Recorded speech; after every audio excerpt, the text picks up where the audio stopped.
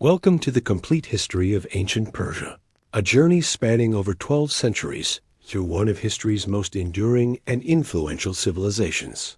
Tonight, we'll traverse the vast expanse of time from the rise of Cyrus the Great in the 6th century BCE to the final fall of the Sassanid Empire in 651 CE. Close your eyes and let the winds of the ancient Persian plateau carry you through empires that stretched from India to Greece, from the Caucasus to Egypt. The story of Persia begins not with grand palaces or mighty armies, but in the rugged highlands of what is now southwestern Iran. Here, among the Zagros Mountains, nomadic tribes called the Persua, meaning the people of Pars, first established themselves around 1000 BCE. These early Persians were part of the great Indo-European migration that had swept across the Iranian plateau centuries earlier, bringing with them the seeds of a civilization that would eventually rule the known world. The land itself shaped the Persian character. Unlike the river valleys of Mesopotamia or Egypt, the Iranian plateau was a harsh teacher.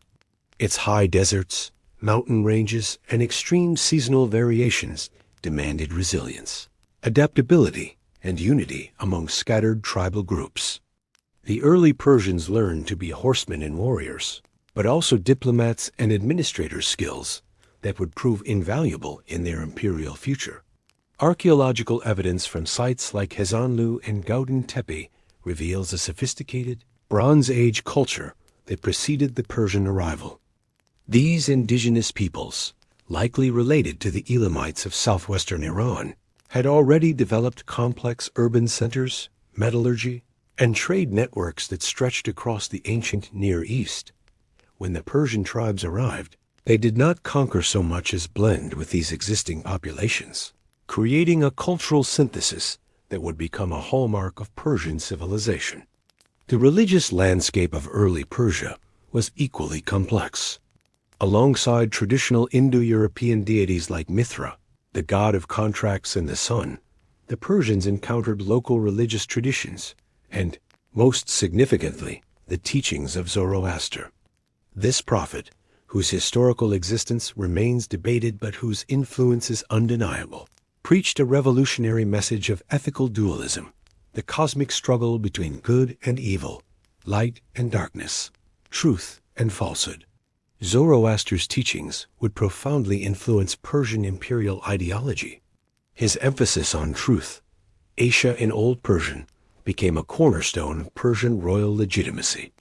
Kings would proclaim themselves followers of Ahura Mazda, the wise lord of Zoroastrian faith, and defenders of truth against the forces of chaos and deception.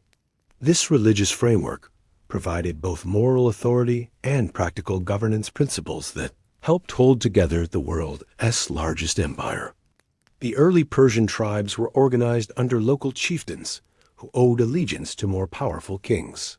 By the 7th century BCE, the Persians had come under the dominion of their Iranian cousins, the Medes, who had established the first great Iranian empire.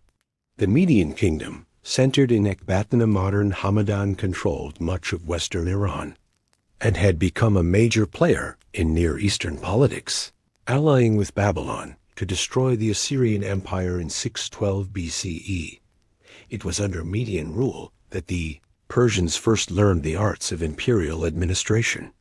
The Medes had developed a sophisticated system of provincial government, diplomatic protocols, and military organization that the Persians would later adopt and refine. Persian nobles served in Median armies, learned Median court customs, and intermarried with Median aristocracy.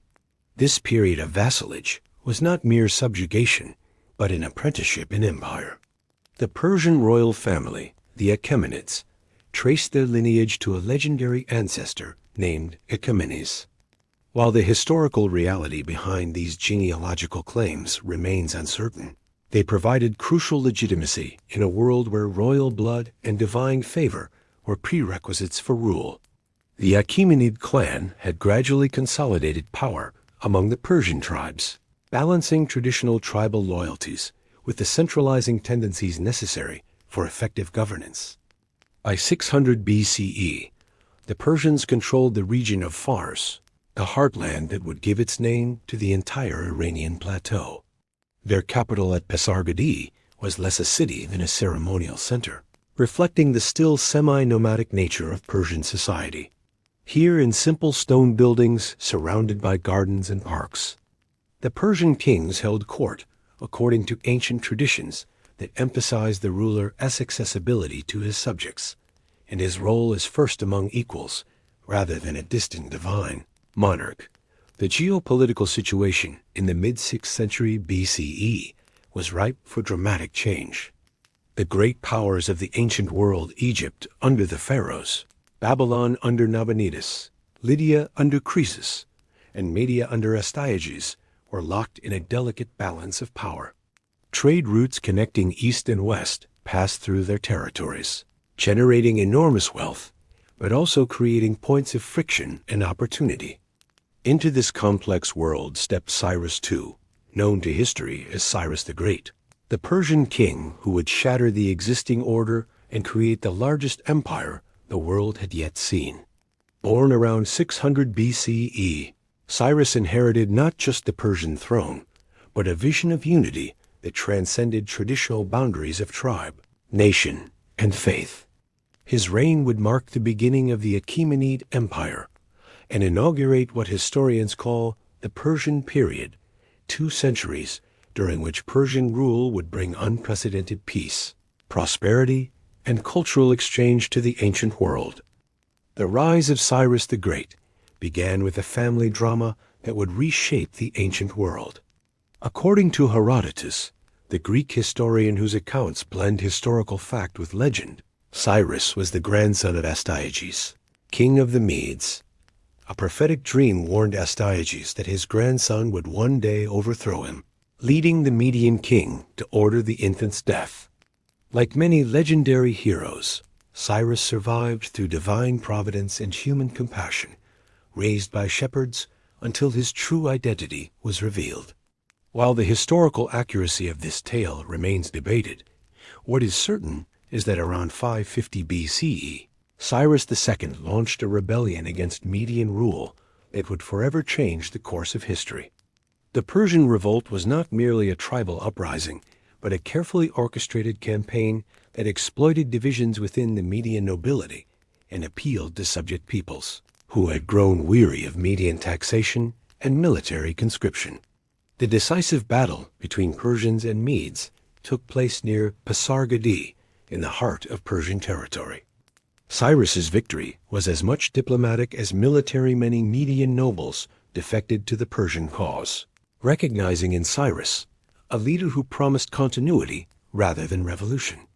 Unlike conquerors who sought to erase their predecessors, Cyrus embraced Median administrative practices, court ceremonies, and even individual officials who were willing to serve the new order. This pattern of inclusive conquest would become Cyrus's signature approach and a key factor in Persian imperial success. Rather than imposing Persian customs on conquered peoples, Cyrus presented himself as the legitimate heir to local traditions. In Babylon, he would become the chosen of Marduk. In Egypt, the rightful pharaoh. Among the Jews, the anointed of Yahweh. This flexibility reflected both pragmatic politics and genuine Persian religious sensibilities that recognized the validity of diverse paths to divine truth. The fall of the Median kingdom created a power vacuum that drew the attention of the ancient world as other great powers. Croesus of Lydia, whose wealth had become legendary throughout the Greek world, saw an opportunity to expand his territories into former Median lands. The Lydian kingdom controlled the vital trade routes connecting Europe and Asia, and its capital at Sardis had become the commercial heart of Anatolia. Croesus's decision to attack Cyrus would prove to be one of history's most consequential miscalculations. Before launching his campaign, Croesus consulted the oracle at Delphi, seeking divine guidance about the war's outcome. The oracle's famously ambiguous response that if Croesus crossed the Halys River, he would destroy a great empire seemed to promise victory. What the oracle didn't specify was which empire would fall. The Lydian War of 547 to 546 BCE demonstrated Cyrus's military genius and strategic patience. The initial battle at Tyria ended inconclusively, leading Croesus to withdraw to Sardis for the winter, expecting campaigning to resume the following spring according to traditional warfare conventions. Cyrus, however, had no intention of respecting such conventions. His rapid winter advance caught the Lydians completely unprepared, and the siege of Sardis lasted only 14 days before the supposedly impregnable citadel fell to Persian assault troops. The conquest of Lydia brought the Persians into direct contact with the Greek cities of Ionia, whose relationship with their new Persian overlords would shape Mediterranean politics for centuries to come. These prosperous commercial centers, including Ephesus, Miletus, and Halicarnassus, had enjoyed relative autonomy under Lydian rule. Cyrus maintained this arrangement, governing through local tyrants and requiring only tribute and military service in exchange for internal self-government. Cyrus's eastern campaigns, though less well documented in Greek sources, were equally significant for Persian imperial development. The conquest of Bactria, Sogdiana, and other Central Asian territories extended Persian authority to the edges of the known world and brought valuable trade routes under imperial control. These campaigns also established the Persian military reputation among the fierce nomadic tribes of the steppes, many of whom would later serve as auxiliaries in Persian armies. The organization of these vast conquered territories required administrative innovations that would become hallmarks of Persian imperial governance. Cyrus divided his empire into provinces called satrapies, each governed by a satrap, literally protector of the kingdom, who combined civil, military, and judicial authority within his assigned territory. These provincial governors were typically Persian nobles who could be trusted to maintain loyalty to the central government while adapting imperial policies to local conditions. The satrap system balanced centralization with local autonomy in ways that previous empires had never achieved. Each satrap was responsible for collecting tribute, maintaining order, and providing troops when required, but possessed considerable discretion in how these obligations were fulfilled.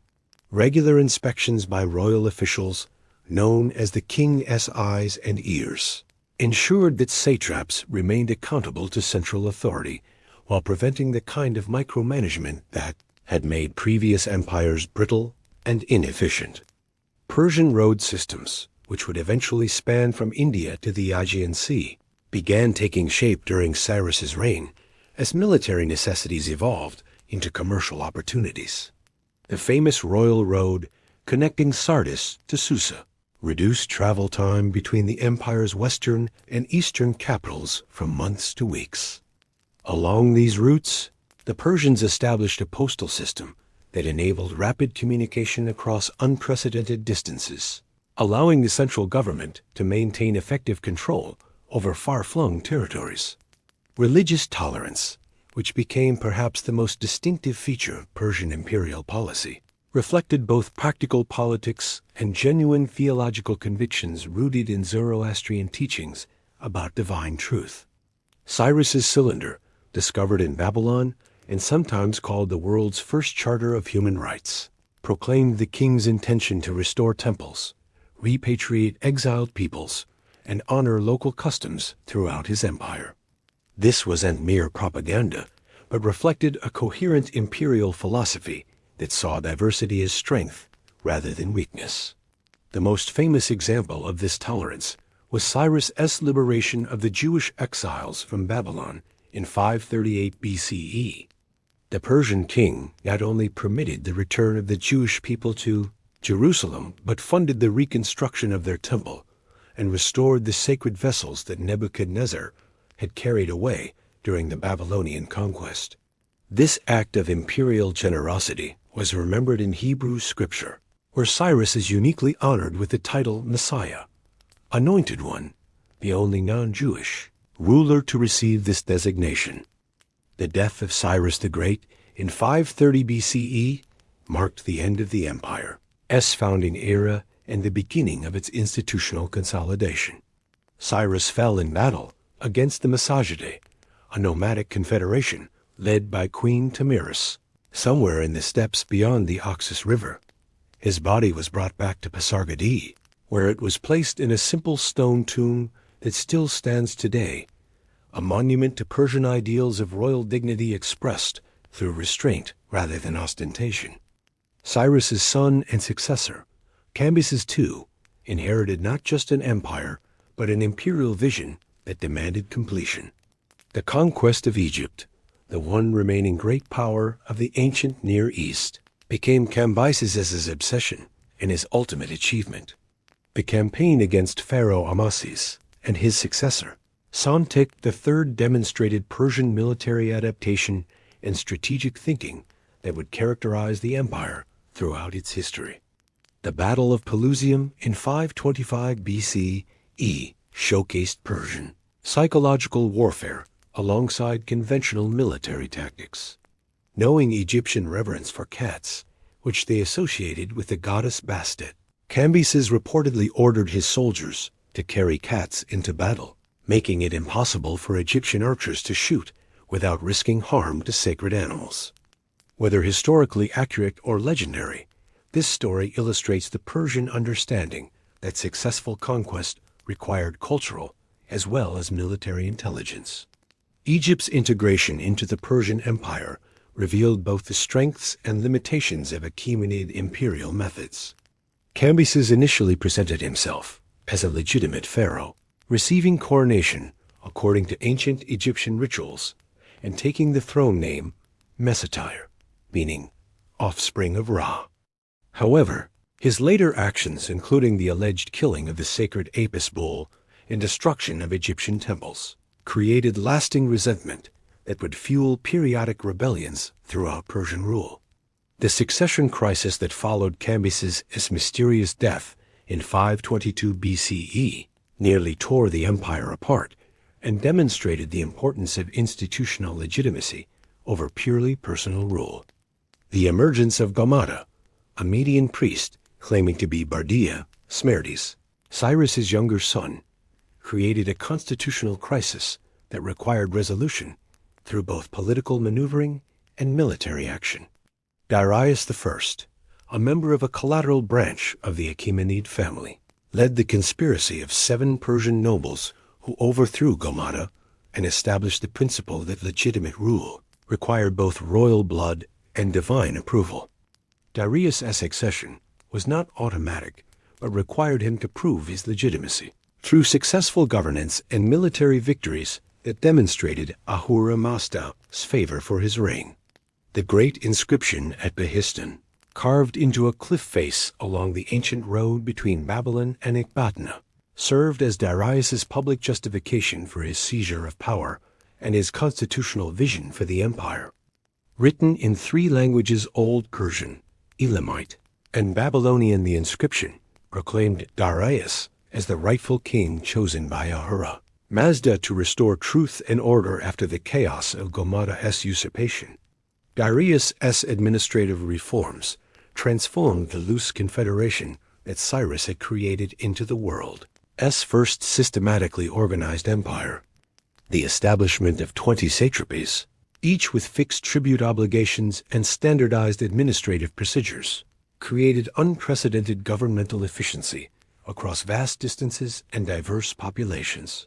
Each satrapy was governed by a satrap, typically a Persian noble, who wielded considerable local authority while remaining accountable to the central government through multiple oversight mechanisms.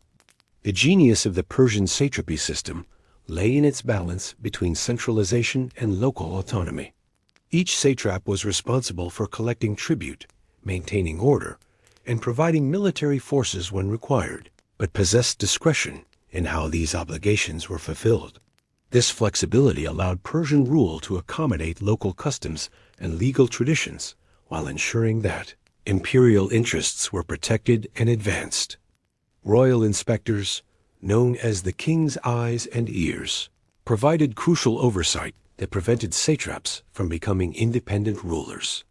These officials, who answered directly to the king, conducted regular tours of the provinces, investigating complaints, auditing financial records, and reporting on the loyalty and competence of local administrators. Their presence created a system of checks and balances that maintained imperial unity without stifling local initiative. The Persian postal system, building on foundations laid by earlier Mesopotamian kingdoms, achieved unprecedented sophistication under Darius's direction. The royal road, stretching over 1,500 miles from Sardis to Susa, featured relay stations every 15 miles, where royal messengers could change horses and rest. This infrastructure reduced communication time across the empire from months to weeks, enabling centralized coordination of policy and rapid response to emerging crises. Herodotus marveled at the Persian postal system's reliability, writing that nothing mortal travels so fast as these Persian messengers. Neither snow nor rain nor heat nor darkness of night prevents these couriers from completing their designated course with utmost speed. This dedication to communication infrastructure reflected Persian understanding that effective governance required information as much as authority. The economic foundation of Persian imperial administration rested on a tribute system that was both more systematic and more equitable than previous imperial arrangements. Each satrapy was assessed according to its productive capacity, with tribute obligations fixed in advance rather than subject to arbitrary demands. This predictability allowed local economies to plan and prosper while providing the central government with reliable revenue streams for funding public works, military operations, and administrative expenses. Darius's monetary reforms complemented administrative centralization by creating the first international currency system. The gold daric and silver siglos became standard units of exchange throughout the empire, facilitating trade while generating substantial profits for the royal treasury through currency production and exchange controls. These coins, bearing the image of the king in his role as archer and warrior, served both economic and propaganda purposes, making Persian authority visible in every commercial transaction. The construction of Persepolis, begun during Darius's reign and continued by his successors, created a physical manifestation of Persian imperial ideology that brought together artistic traditions from across the known world. The ceremonial capital's magnificent reliefs depicted representatives of all subject peoples bringing tribute to the Persian king, celebrating the empire's diversity while affirming its hierarchical unity under Achaemenid rule. Persian imperial art, as displayed at Persepolis, consciously avoided the triumphalist themes common in earlier empires. Rather than depicting defeated enemies in humiliation, Persian reliefs showed subject peoples in dignified procession, carrying the products of their homelands as gifts rather than forced tribute. This artistic choice reflected the Persian preference for depicting empire as voluntary association rather than mere conquest. The religious dimensions of Persian imperial ideology found their most sophisticated expression in the relationship between Zoroastrianism and royal authority. While Darius was likely not the first Persian king to embrace Zoroastrian teachings, his inscriptions reveal a systematic theological framework that justified imperial rule as divine mission. The king presented himself as Ahura Mazda's chosen instrument for establishing truth and righteousness throughout the world, making Persian conquest not mere territorial expansion, but cosmic obligation.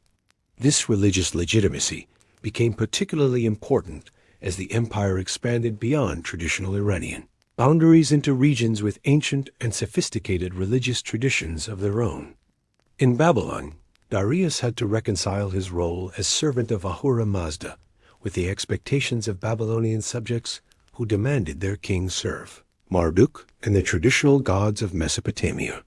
His solution presenting different religious faces to different audiences while maintaining personal devotion to Zoroastrian principles became standard Persian imperial practice. The construction of the royal tomb at Nakshi Rustam, carved into the living rock face near Persepolis, created a lasting monument to Persian royal ideology that combined Zoroastrian symbols with imperial imagery.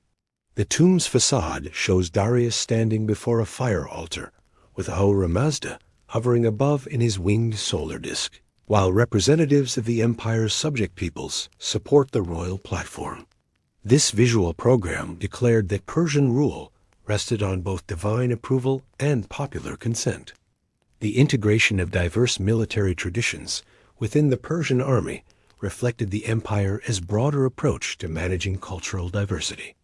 Rather than imposing uniform Persian military customs, commanders incorporated the specialized fighting techniques of subject peoples, creating combined arms formations that maximized the strengths of each ethnic component. The Immortals, the elite guard unit of exactly 10,000 Persian warriors, formed the army's disciplined core, while auxiliary forces provided specialized capabilities adapted to particular terrains and tactical situations. Persian military engineering achievements, particularly in siege warfare and logistics, enabled the empire to project power across unprecedented distances and overcome fortifications that had previously been considered impregnable. The siege of Babylon under Darius demonstrated Persian patience and ingenuity, as engineers diverted the Euphrates River to create a walkable approach to the city's supposedly impregnable walls. Such engineering projects required mathematical sophistication and organizational capabilities that reflected the empire as advanced educational and technical infrastructure. The Persian legal system, codified during Darius's reign as the king's law or data, created the first systematic attempt to establish uniform legal principles across a multi-ethnic empire. This legal code balanced respect for local customs with imperial requirements for order and justice, establishing procedural standards that protected both Persian administrators and subject populations from arbitrary treatment. Local courts continued to operate according to traditional practices, but appeals could be made to Persian judges who applied imperial standards to ensure equitable treatment. Women's status in Persian society, while varying according to social class and regional customs, generally provided greater freedom and legal protection than was available in contemporary Greek or Roman societies. Persian royal women wielded considerable political influence, owning property, conducting business, and sometimes serving as regional administrators. Queen Atossa, Darius's wife and daughter of Cyrus the Great, played crucial roles in succession politics and imperial policy formation that helped shape the empire's developmental trajectory. Educational institutions throughout the Persian Empire reflected the administration's commitment to producing skilled personnel capable of managing the complex requirements of imperial governance.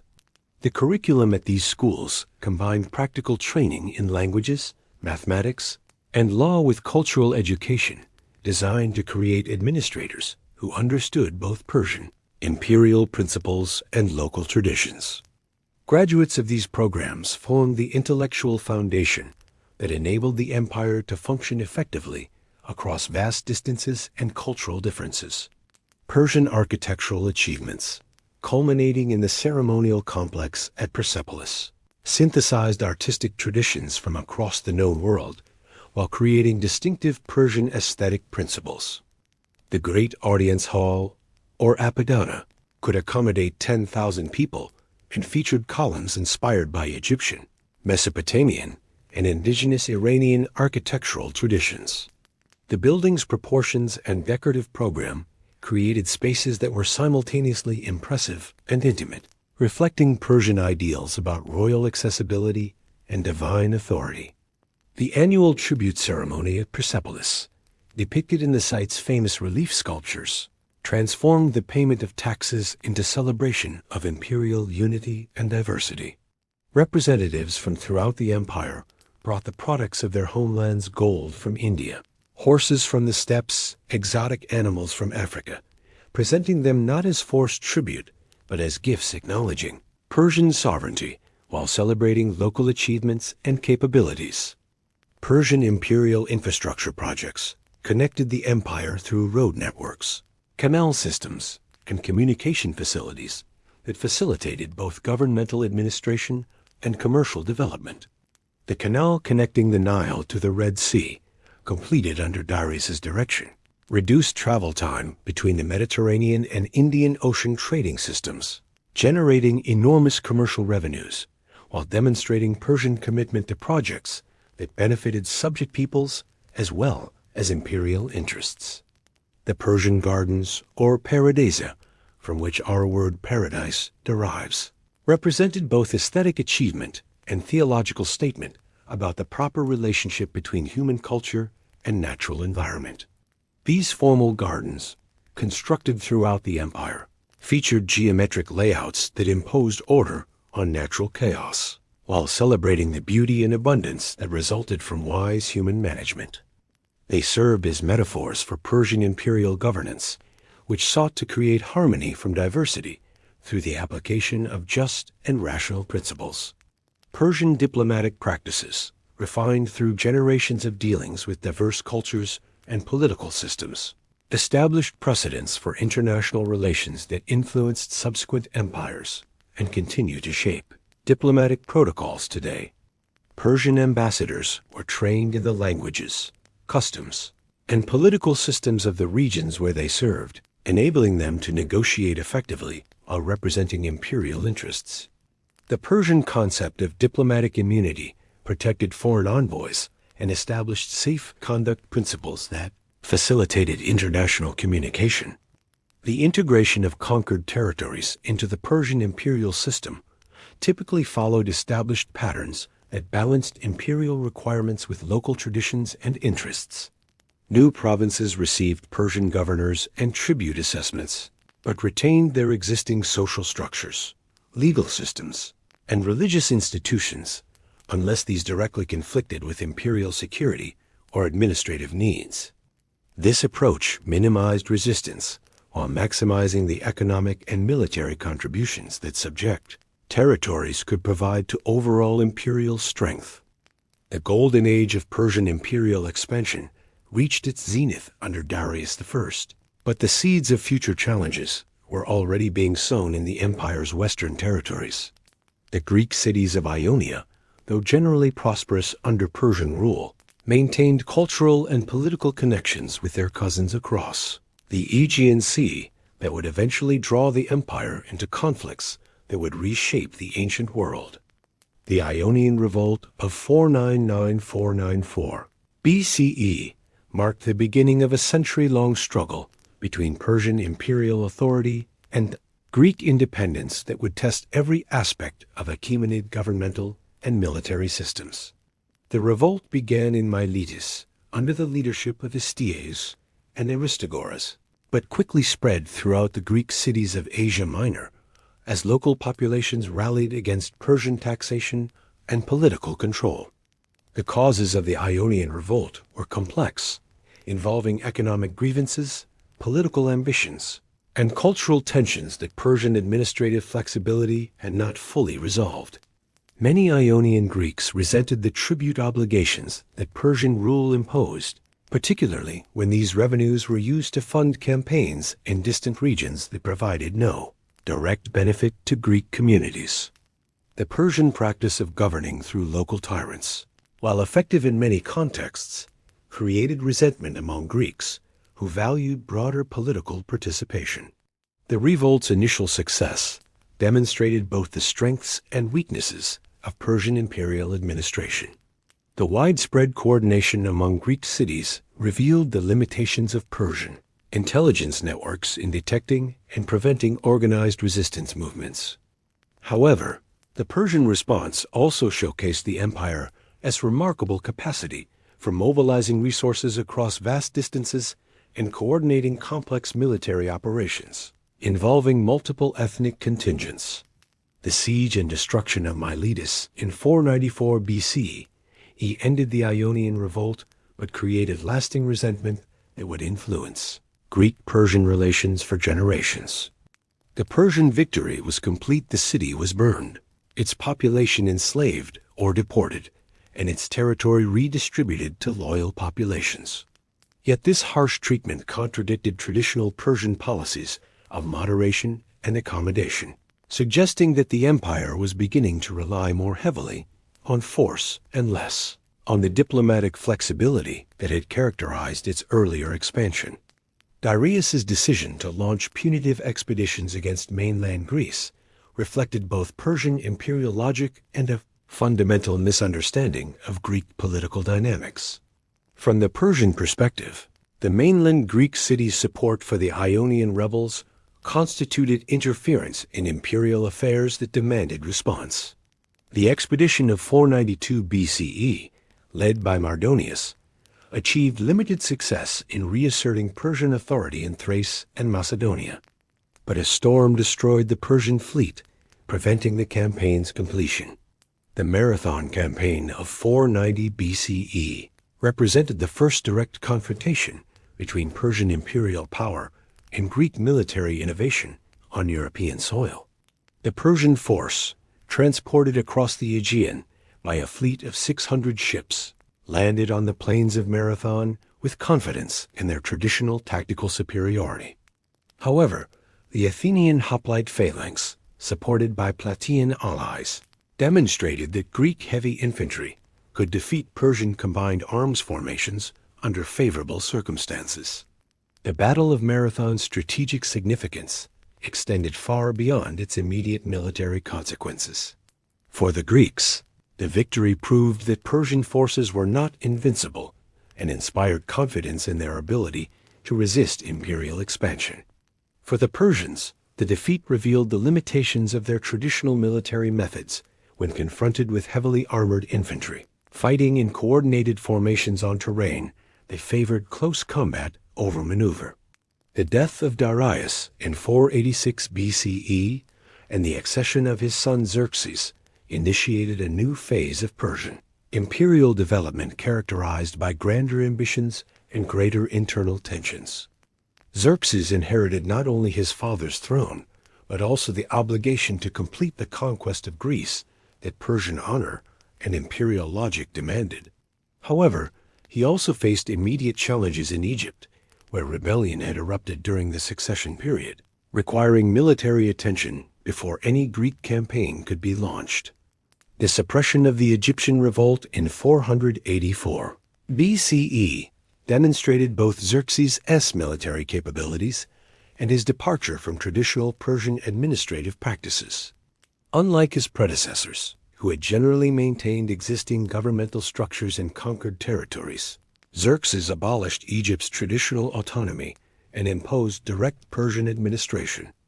This change reflected growing Persian impatience with rebellious provinces and a shift toward more centralized imperial control. Xerxes' invasion of Greece in 480 BCE represented the largest military expedition in ancient history, involving forces drawn from throughout the Persian Empire and logistics operations that required years of preparation. The construction of bridges across the Hellespont and the cutting of a canal through the Athos Peninsula demonstrated Persian engineering capabilities while serving as powerful symbols of imperial determination to overcome natural obstacles. The scale of Xerxes' expedition reflected Persian confidence in their ability to overwhelm Greek resistance through superior numbers and resources. Herodotus, writing decades later, claimed the Persian force numbered over 1 million men, though modern historians estimate more modest figures of perhaps 200,000 total participants, including non-combatants. Even the more conservative estimates represent an unprecedented concentration of military power that required sophisticated logistical planning and enormous financial resources. The Greek response to Xerxes' invasion revealed both the potential and limitations of their political systems when confronted with existential threats. The Congress of Corinth brought together traditionally rival city-states in a defensive alliance that subordinated local interests to collective survival. However, many Greek communities chose collaboration with Persia rather than resistance, calculating that accommodation offered better prospects for preserving their autonomy and prosperity. The Battle of Thermopylae in 480 BCE, though ultimately a Persian victory, demonstrated the effectiveness of Greek defensive tactics and the courage of Greek warriors when fighting for their homeland. The sacrifice of Leonidas and his 300 Spartans, along with their Thespian and Theban allies, provided a powerful symbol of Greek resistance that inspired continued opposition despite the overwhelming odds against success. The simultaneous naval battle at Artemisium revealed the strategic importance of controlling sea communications in the Aegean theater. While neither side achieved decisive victory, the engagement demonstrated that Greek naval forces could challenge Persian maritime supremacy under favorable circumstances. The performance of the Greek fleet, particularly the Athenian contingent, proved crucial for maintaining resistance morale and preserving strategic options for continued opposition. The Persian breakthrough at Thermopylae opened central Greece to Xerxes's advancing forces, but the strategic victory came at enormous cost that would ultimately undermine the entire campaign. The death of Leonidas and his 300 Spartans, along with 700 Thespians and other Greek allies, created martyrs whose sacrifice inspired rather than demoralized Greek resistance. The Persian army, though victorious, had suffered casualties estimated at 20,000 men, while learning that Greek hoplites could inflict devastating losses even when hopelessly outnumbered. The occupation of Athens represented the symbolic climax of Xerxes's invasion, as Persian forces burned the Acropolis and destroyed the temples that represented the heart of Athenian civic and religious life. Yet this apparent triumph masked growing Persian difficulties that would soon become decisive. The Athenian population had evacuated to Salamis and other islands, denying the Persians the submission they had expected and forcing continued military operations to achieve meaningful political results. The naval battle of Salamis in September 480 BCE transformed the strategic situation and demonstrated the limitations of Persian tactical flexibility when confronted with innovative enemy strategies. The Greek fleet, numbering perhaps 380 triremes compared to over 600 Persian vessels, should have been easily overwhelmed by superior numbers and the individual skill of Phoenician and Ionian crews fighting for Xerxes. However, the Greek commander Themistocles exploited the confined waters of the Salamis Strait to neutralize Persian numerical advantages while maximizing the impact of Greek tactical coordination. The narrow channel prevented the Persian fleet from deploying its full strength simultaneously, while the morning wind patterns favored the heavier Greek vessels over their more maneuverable but lighter Persian counterparts. The battle's outcome shocked the ancient world and fundamentally altered the trajectory of the Persian wars. The destruction of perhaps 300 Persian ships, along with thousands of experienced crews, crippled Xerxes's ability to maintain supply lines across the Aegean and coordinate land-sea operations. More importantly, the psychological impact of the defeat shattered Persian confidence while inspiring Greek communities throughout the Mediterranean to join the resistance movement. Xerxes' decision to return to Asia with the bulk of his army reflected both practical concerns about maintaining control over distant provinces and personal recognition that the campaign had failed to achieve its strategic objectives. The king left behind a carefully selected force under Mardonius, his cousin and one of Persia's most experienced generals, with instructions to complete the conquest during the following campaign season.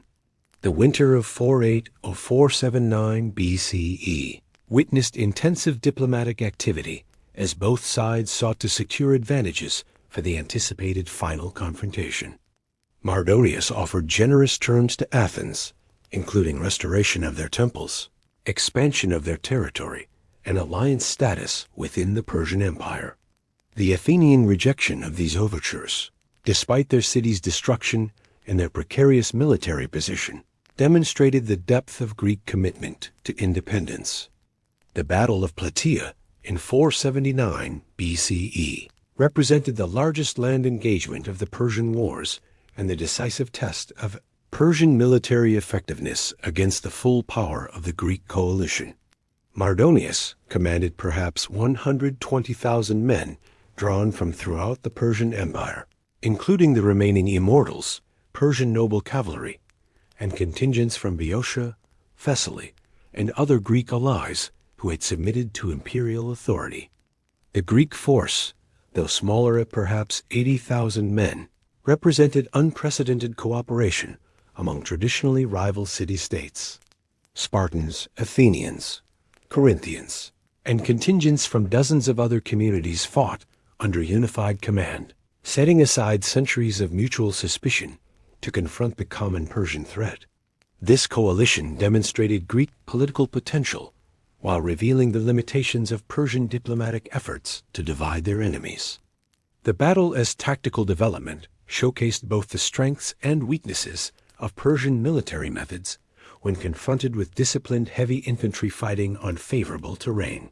Mardonius's initial strategy of using cavalry harassment and archer fire to disrupt Greek formations achieved limited success, but could not force the decisive engagement that Persian numerical superiority required.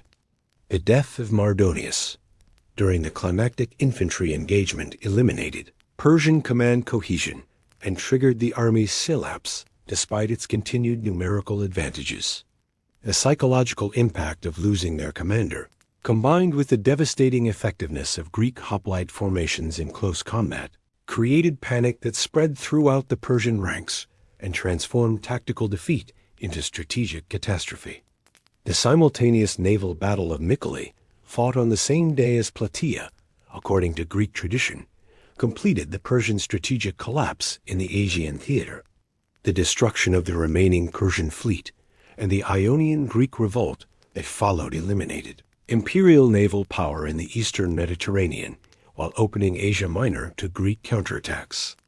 The Persian withdrawal from Europe after Plataea and Mycale marked the end of imperial expansion westward and the beginning of a defensive phase that would characterize Achaemenid foreign policy for the remainder of the empire's existence. The loss of perhaps 200,000 men during the Greek campaigns, along with enormous financial costs and prestige damage, forced Persian rulers to reconsider their strategic priorities and imperial ambitions. The Peace of Callias in 449 BCE, though its historical existence remains debated, represented Persian acceptance of Greek independence and the limitation of imperial authority to Asia Minor's interior regions. This diplomatic settlement acknowledged the military realities demonstrated during 2 decades of warfare, while providing both sides with opportunities to focus on other strategic priorities. The Greek victory in the Persian Wars had profound consequences for subsequent ancient history, establishing principles of political independence and military effectiveness that would influence Mediterranean politics for centuries. However, the wars also revealed Persian institutional resilience and adaptive capacity that enabled the empire to survive massive military defeats while maintaining control over the vast majority of its territories. For Persia, the Greek wars marked the end of the empire's expansionist phase and the beginning of a long period of consolidation and internal development. The administrative systems created by Cyrus and Darius proved capable of surviving military catastrophes while providing stable governance for diverse populations across 3 continents. This institutional strength would enable the Achaemenid Empire to endure for another century and a half, despite periodic rebellions and external pressures. The half-century that followed the Persian Wars forced the Achaemenid court to govern more cautiously, relying on diplomacy, proxy conflict, and economic leverage rather than grand amphibious invasions. Artaxerxes I, 465 to 424 BCE, son of Xerxes, recalibrated imperial priorities. Recognizing that open war in the Aegean drained treasure while yielding little territorial gain, he funded whichever Greek faction seemed most likely to preoccupy the others. Persian gold, not Persian spears, became the decisive weapon. This silver diplomacy first appeared during the First Peloponnesian War, when Artaxerxes quietly subsidized Spartan envoys who promised to harass Athenian shipping. Later kings perfected the strategy. By the 4th century, Persian satraps along the Anatolian coast dispersed thousands of silver talents to whichever Greek commanders arrived with outstretched hands. The result was a self-perpetuating stalemate inside Greece that prevented any single polis from projecting power eastward. While external policy stabilized, internal tremors shook the empire. In 460 BCE, the Libyan prince Inaros incited a massive Egyptian rebellion, appealing to lingering resentment against Cambys's harsh successors. Athenian fleets sailed up the Nile to support the insurgents, hoping to cripple Persian grain supplies. Artaxerxes dispatched the veteran general Megabyzus with a composite army of Persians, Phoenicians, and Cypriot mercenaries. After brutal sieges at Memphis and Persepolis, Megabyzus crushed the revolt in 454 BCE and captured countless Athenian sailors.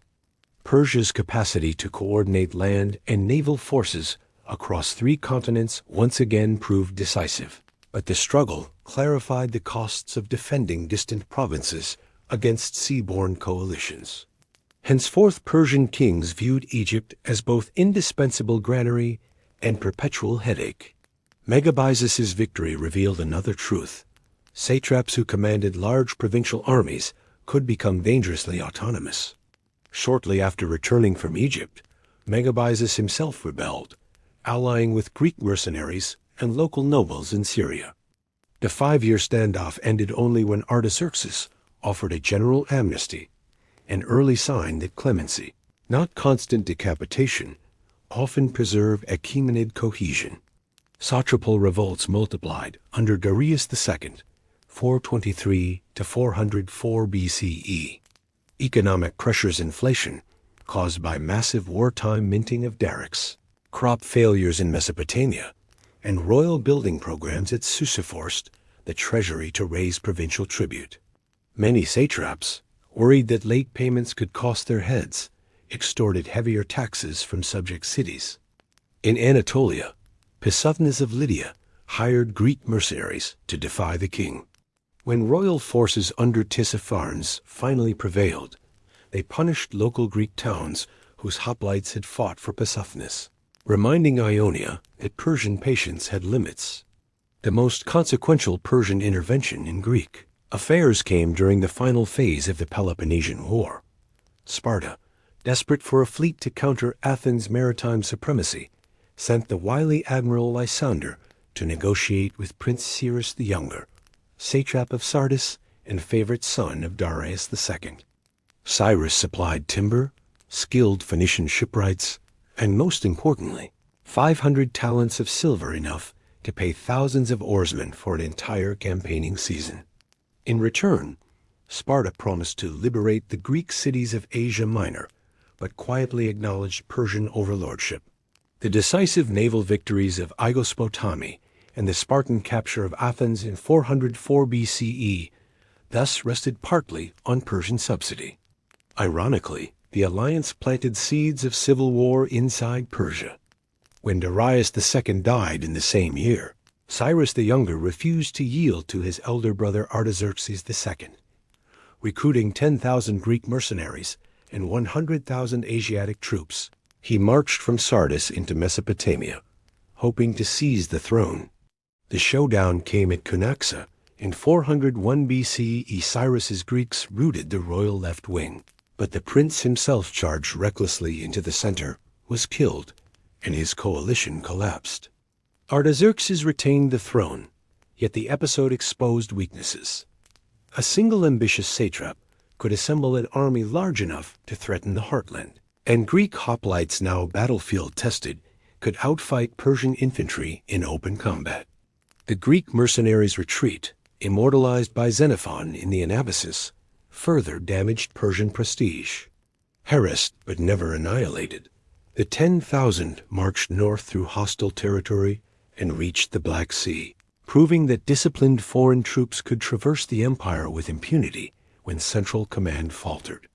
Persian generals responded by hiring even larger contingents of Greek soldiers themselves, inaugurating an arms spiral that enriched mercenary captains but strained provincial treasuries. Artaxerxes II's long reign, 404 to 358 BCE, oscillated between restoration and revolt. The king settled with Sparta by issuing the so-called King's Peace of 387 BCE, also called the Peace of Antalcidas. In effect, Persia guaranteed autonomy for all Greek Peleis while reclaiming direct control of Ionia and the Aegean Islands. The agreement exploited Greek rivalries so effectively that an Athenian orator later quipped, "The king writes his edicts in Asia, but he posts them in the heart of Greece." Yet harmony proved elusive inside the empire's eastern satrapies. Datums of Cappadocia, Ariobarzanes of Phrygia, and Orontes of Armenia each rebelled in the 360s, protesting the court's demands for increased tribute and curtailed autonomy. Although these uprisings were suppressed individually, together they revealed systemic fatigue. Campaigns consumed royal revenue that could have repaired irrigation canals or funded frontier fortresses. Instead, Artaxerxes poured treasure into endless provincial pacifications. While Persia grappled with centrifugal forces, a new power matured beyond its northwestern frontier. Macedon, once a peripheral kingdom overshadowed by Thrace and Illyria, underwent rapid militarization under King Philip II. Philip blended Greek tactical science, especially the Sarissa-armed phalanx, with Balkan cavalry traditions, forging an army perfectly suited to exploit Persia's lingering vulnerabilities: lightly armored infantry, cautious satraps, and an overextended communication network. Artaxerxes III, 358 to 338 BCE, a vigorous if ruthless monarch, recognized the impending danger and launched sweeping reforms. He executed disloyal satraps, confiscated private armies, and reconquered Egypt in 343 BCE, ending 6 decades of independence. The reconquest demonstrated that Persian logistics and siegecraft could still overcome formidable defenses, such as the 60-meter walls of Pelusium. But the victory came at steep cost: 2 years of campaigning, enormous troop losses to desert heat and malaria, and a treasury drained by hiring thousands of Greek mercenaries. Worse, the brutal sackings ordered by Artaxerxes alienated local priesthoods whose collaboration had once secured stable governance. In 338 BC, Philip crushed the allied Greek forces at Chaeronea, establishing Macedonian hegemony over Greece. He promptly announced the League of Corinth, a federation ostensibly dedicated to avenging Xerxes' invasion by carrying war into Asia. Before Philip could sail, he was assassinated, leaving the plan and the 40,000-strong expeditionary force to his 20-year-old son, Alexander III. Darius III, last of the Achaemenids, ascended amid palace intrigue in 336 BCE. A capable horseman and courageous individual fighter, he nevertheless inherited an empire frayed by decades of fiscal strain and provincial distrust. Alexander wasted no time testing its seams.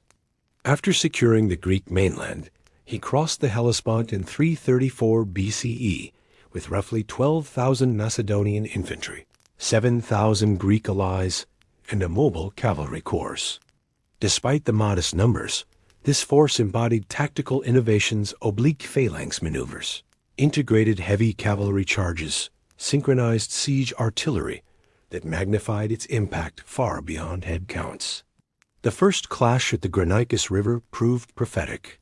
Persian satraps, acting without Darius's direct supervision, deployed cavalry on the riverbank, relegating their Greek mercenaries to rear positions. Macedonian lancers smashed through the mounted line, while phalangists secured the opposite shore. 300 elite cavalry lay dead. Most satraps fled to gather reinforcements. Asia Minor's coastal cities, weary of satrap extortions, opened their gates to Alexander, who in turn abolished tyrannies and promised liberation, a rhetoric that echoed Cyrus' own proclamations 2 centuries earlier, but now served a conqueror from the west. From the Aegean coast, Alexander pressed eastward, shadowing the old royal road, while Darius hastily gathered a multinational host. The 2 armies finally collided in November 333 BCE on the narrow coastal plain of Essos. There, Between the mountains and the sea, Macedonian discipline met imperial mass. Alexander angled his companion cavalry toward the Persian center, a gleaming wedge aimed straight at the royal chariot. The charge splintered the Cardake's infantry shield wall. Panic rippled outward. Darius wheeled his team and fled. In a single afternoon, the moral supremacy of the Achaemenids evaporated. Alexander captured the great king's mother, wife, and children, treating them with honor, yet making clear to every satrap that the old order could no longer protect its own household. Instead of racing after Darius, Alexander pivoted south to neutralize the Phoenician ports, whose dry docks still serviced the Persian fleet. Most cities capitulated, but proud Tyre refused to open its island gates. 7 months of engineering brilliance followed. Causeways built through the surf, siege towers clad in rawhide against flaming arrows, and coordinated naval blockades. When Tyre finally fell, Macedonian soldiers sacked it with ferocity, sending a thunderous message to any province contemplating resistance. Gaza held out next, and when it too collapsed, Alexander pressed on to Egypt, where resentment of Persian rule ensured a bloodless welcome. In early 332 BCE, a Macedonian was crowned pharaoh at Memphis, adopting the titles Son of Ra and Beloved of Amun. He sailed up the Nile, founded Alexandria at the Mediterranean mouth of the Canopic branch, and then trekked across the western desert to consult the oracle of Amun-Zeus at Siwa Oasis. What secret words the priests whispered remains unknown. Yet Alexander emerged convinced of divine filiation fuel for his already volcanic ambition. While the conqueror wintered along the Nile, Darius raised one last grand army east of the Tigris. Scholars estimate perhaps 200,000 infantry, 40,000 cavalry, scythed chariots, and 15 battle elephants of force drawn from 30 satrapies and stitched together by desperate loyalty to the crown. Alexander crossed the Euphrates at Thapsacus, marched through heat-shimmering plains, then angled north to intercept. At Gaugamela on the 1st of October 331 BCE, beneath a harvest moon, the fate of the empire was sealed. Darius had ordered the plains leveled to maximize chariot effectiveness. Alexander countered with elastic formations and precise timing. When Persian cavalry surged around his right, the Macedonian phalanx silently opened a corridor, allowing the charge to pass harmlessly through before wheeling inward like iron jaws. Meanwhile, Alexander himself punched a gap on the left, galloping straight for the king amidst a cyclone of dust. Again, the royal standard vanished into flight, and the carefully arrayed Persian lines dissolved into a chaos of languages, banners, and whinnying horses. By dusk, the road to Babylon lay bare. Babylon surrendered without resistance, its priests greeting Alexander as legitimate successor to Cyrus. He distributed treasure to pay arrears in his army, restored temple privileges, and pronounced amnesty for political exiles. Momentum carried him to Susa, where he seized 50,000 talents of silver and the archives of imperial administration. Yet one symbol remained unconquered: Persepolis, heart city of Persia and marble memory of Achaemenid grandeur. Winter snows powdered the Zagros passes as Alexander advanced toward the capital. At the Persian gates, satrap Ariobarzanes staged a heroic last stand, bottling the Macedonians inside the narrow defile with boulders, javelins, and searing arrows. For nearly a month, the invaders bled in cold ravines until a local shepherd revealed a goat herder's track that looped behind the Persian line. Encircled, Ariobarzanes fell with most of his guard, and the road to Persepolis opened. Alexander entered the terrace city in early 330 BCE amid torchlit processions, awed by hall after hall of fluted columns and lapis floors. For several months he behaved as cautious steward, employing Persian scribes and conferring satraps who pledged loyalty. But during a wine-soaked symposium, flames, whether accidental or deliberate act of vengeance for Xerxes' burning of Athens, licked across cedar roofs. By dawn Persepolis smoldered, its palaces gutted, its future extinguished in charred embers. Some Greek veterans cheered retribution. Others sensed the grim irony of a liberator turned destroyer. Darius fled east toward Bactria, hoping to rally fresh levies among the horse clans. Alexander pursued in relentless marches across parched plateaus, but before he could close, the satrap Bessus betrayed and murdered the great king, proclaiming himself Artaxerxes IV. When Macedonian scouts discovered Darius' corpse near Hecatompylos, Alexander draped it in imperial purple and sent it to Persepolis for royal burial rites, an act that proclaimed both vengeance against regicide and appropriation of Achaemenid legitimacy. From that moment, he styled himself King of Asia, issuing decrees in Babylonian, Aramaic, and Greek, wearing the upright tiara alongside the Macedonian diadem. The campaign against Bessus evolved into a brutal 3-year chase across Central Asia.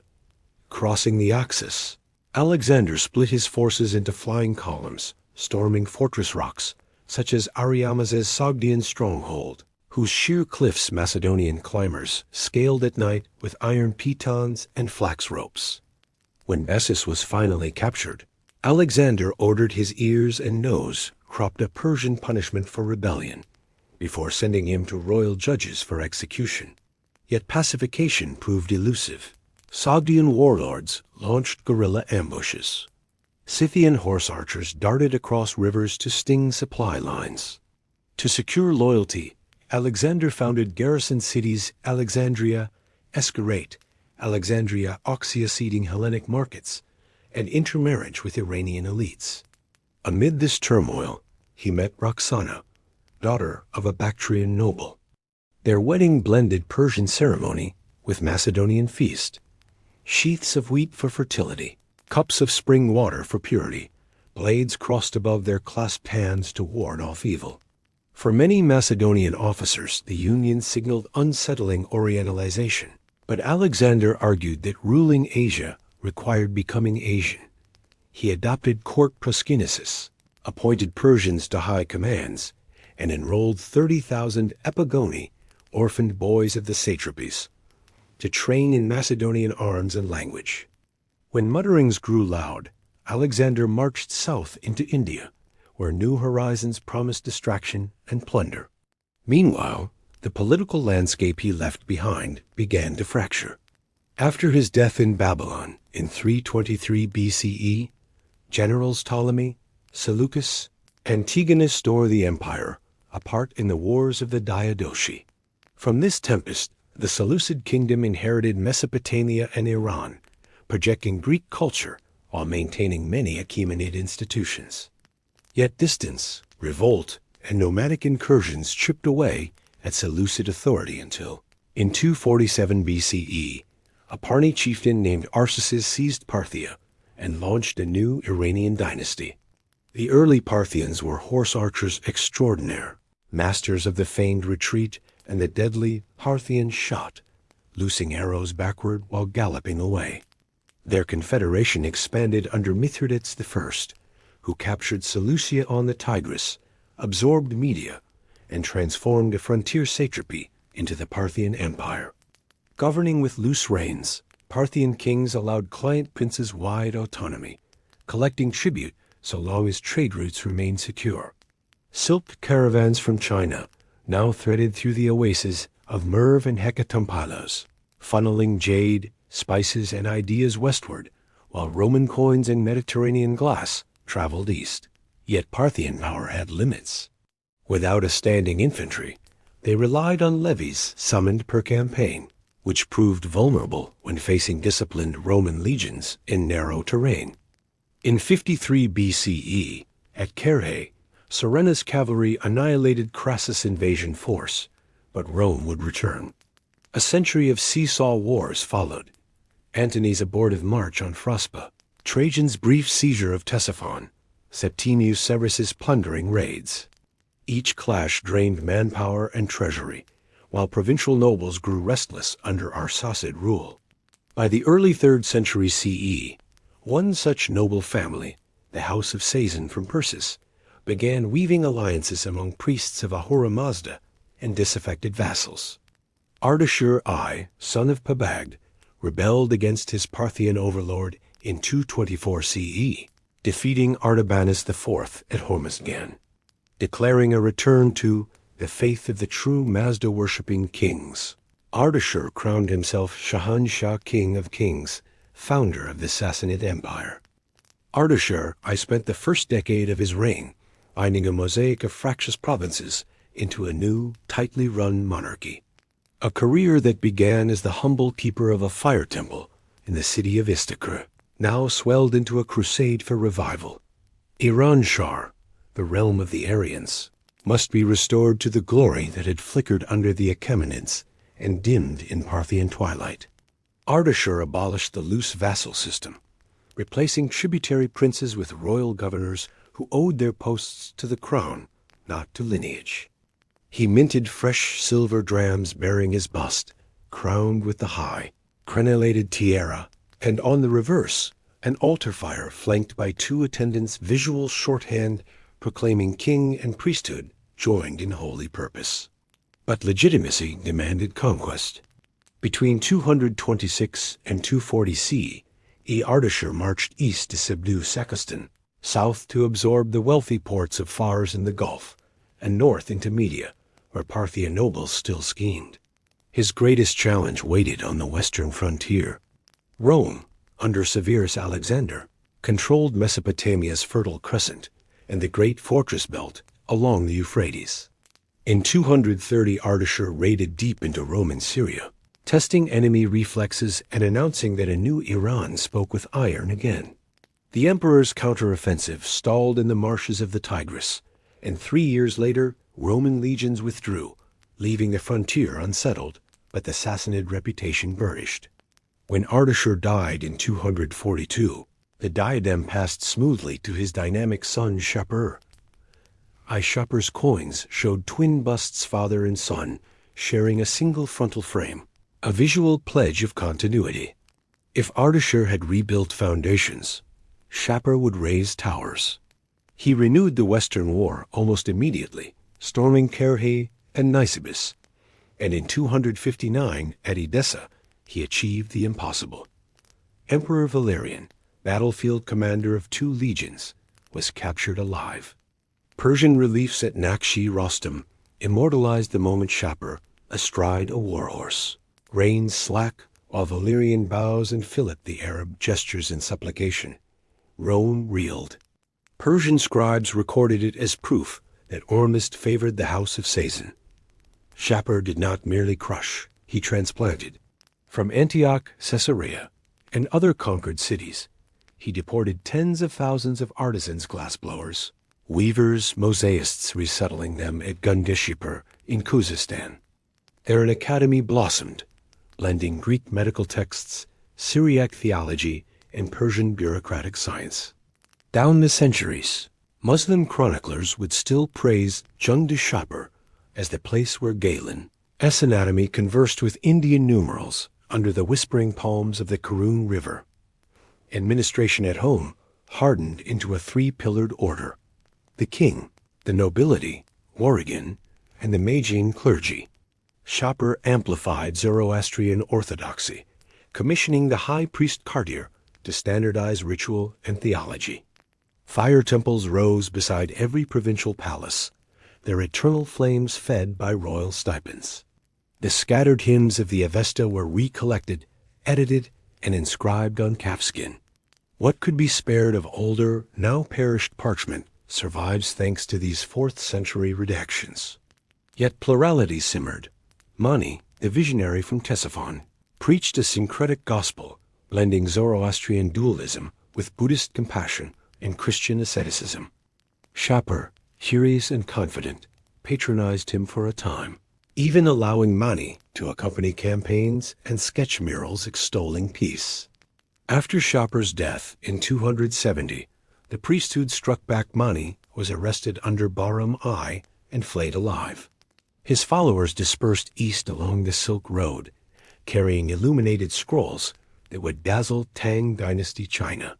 While Rome and Persia traded border cities, a subtler front unraveled in the Caucasus and Central Asia. Nomadic Hunnic confederations pressed toward the Oxus. Arab tribes probed deserts south of the Euphrates. To guard against northern incursions, Shapur cut a 200-kilometer earthwork, the Great Wall of Gorgon, its ramparts once glowing red from kiln-fired bricks. Sassanid engineers scoured mountains for copper seams, forging lamellar cuirasses that could stop a Scythian arrow, but remained flexible enough for cataphract cavalry maneuvers.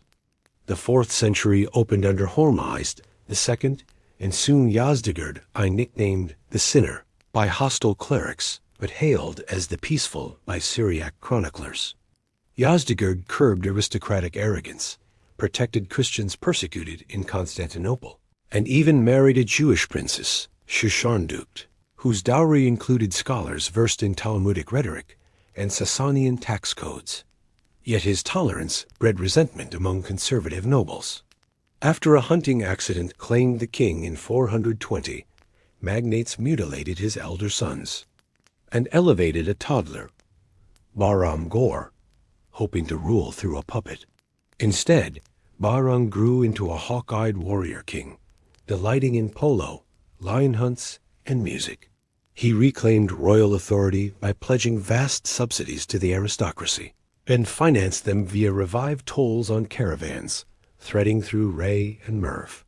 His reign forged the Persian romance cycle stories of Shirin, Golestan meadows, ruby wine, and silver-stringed harps that would later entrance poets like Ferdowsi and Nizami.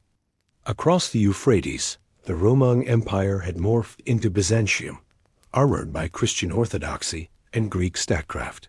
Diplomatic chess intensified.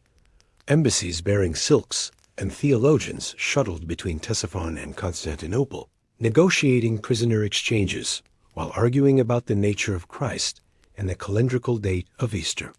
Trade caravans laden with Chinese lacquer, Indian pepper, and Yemeni frankincense still crossed no man's land, but now under the wary gaze of fortified limes and mutually suspicious dukes. In 531, the crown passed to Khosrow I Anushirvan, of the immortal soul, the Sassanid Augustus. His reforms reached every ledger. Land surveys recalibrated taxation. Canal dredging revived Mesopotamia's grain belt. And a new standing army, the Savaran, received steady pay from royal granaries rather than irregular aristocratic donations. Philosophers fleeing Justinian's closure of the Athenian Academy found refuge at Khosrow's court, translating Aristotle into Pahlavi, while astronomers refined Indian numerals that would later journey via Arabic into Europe as the digits we use today. Khosrow's eastern campaigns pushed into Afghanistan, absorbing Zabilistan and exacting tribute from the Alkan Huns. To the west he exploited Byzantine exhaustion after Justinian's plague, capturing Dara and Antioch in 540. Yet even Anushirvan could not suppress systemic strains. The empire still hinged on cooperation between throne, nobles, and clergy, any one of which could choke the others by withholding grain, horses, or divine sanction. Those tensions burst under his grandson Khosrow II Parviz. A Byzantine coup forced the prince to seek Persian aid. Once enthroned, he unleashed the most audacious offensive since Xerxes, sweeping through Syria, Egypt, and Anatolia between 602–626 CE. The Holy Cross was carried off from Jerusalem to Ctesiphon. Constantinople shivered behind triple walls, while Persian banners fluttered at Chalcedon across the Bosporus. But endless campaigning depleted treasuries, and the Arab Ridda Wars diverted Red Sea trade. When Emperor Heraclius counterattacked deep into Armenia, Persian morale cracked. Nobles overthrew Khosrow, and a carousel of child kings spun while generals carved estates into private fiefs. As civil war raged, Arab tribes recently unified under Islam erupted from the Hejaz. Mobile camel corps and lightly armored infantry exploited Persia's exhausted garrisons. At Qadisiyah in 636 CE, the Savarin perished alongside the fabled war elephant corps. 3 years later, Ctesiphon fell, its vaulted palace of Taki Kisra, echoing with foreign chants. Yazdegerd III, last Sassanid, fled east, rallying transient levies until assassins struck by the Oxus in 651. With his death, the curtain closed on 1,400 years of royal lineages Achaemenid, Seleucid, Parthian, Sassanid that had defined Iran's ancient age. Yet the Persian spirit endured, soon to resurface in the Abbasid bureaucracy, the poetry of Rudaki, and the luminous tiles of Isfahan. But that is dawn after a long regal night, a story for another dream. Although the Sassanid crown fell with Yazdegerd III, the Persian story did not end. Tonight, as you drift toward rest, we will linger in those twilight centuries after 651 CE, because understanding how old Persia's spirit seeped into new Islamic institutions completes the larger arc from Cyrus to the caliphs and places gentle closure on our long journey. The first Arab governors who rode into Ctesiphon found a land still humming with canals, archives, and court etiquette. They lacked administrators fluent in Syriac bookkeeping or Pahlavi tax codes, so they retained the same secretaries who had once drafted edicts for Khosrow. Imperial Persia was gone in name, yet its bureaucratic skeleton guided the Rashidun and later Umayyad caliphates, much as Achaemenid models had once guided Alexander Seleucid heirs.